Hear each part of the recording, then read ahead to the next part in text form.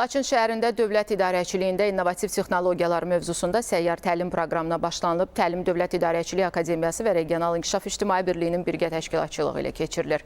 Məqsəd, dövlət idarəçiliyində müasir yanaşmaların və innovativ texnologiyaların tətbiqi üzrə bilik və bacarıqları artırmaqdır. Açılışda çıxış edənlər işğaldan azad olunmuş ərazilərdə bərpa və idarəetmə proseslərində peşəkar kadr potensialının əhəmiyyətini vurğulayıblar. Təlim çərçivəsində şəhərsalma, inklüziv inkişaf, antikorrupsiya siyasəti və dövlət idarəçiliyi islahatları mövzularında təqdimatlar keçirilir.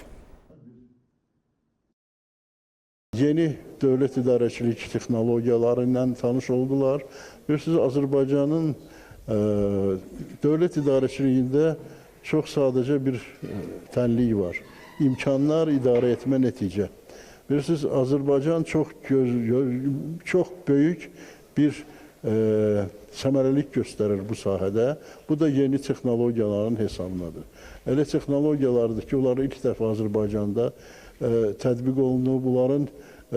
Onlara çox böyük xaricdən də maraqlar var. Məsələn, keçən həftə biz Qazaxıstanın dövlət qulluqçuları üçün belə bir təlim keçirtdik. Qarabağ və Şərqi Zəngəzur iqtisadi rayonlarında fəaliyyət göstərən bərpa, tikinti və idarəetmə xidmətlərinin əməkdaşlarının bilik və bacarıqlarının artırılması, dövlət idarəçiliyində müasir yanaşmaların və innovativ texnologiyaların tətbiqinə dəstək verməkdir.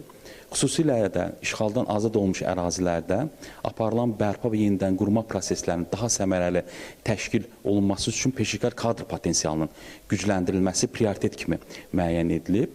Proqram müasir şəhərsalmanın prinsipləri, inklüziv inkişaf yanaşmaları və beynəlxalq təcrübə ilə milli modelin müqayisəsi təqdim olundu. Bu təlim proqramı ümumilikdə 3 sessiyadan ibarətdir. Birinci sessiyamız bizim artıq Ağdam şəhərində təşkil olunmuşdur. Bu sessiyalarda 45 müəllim iştirak etmişdir.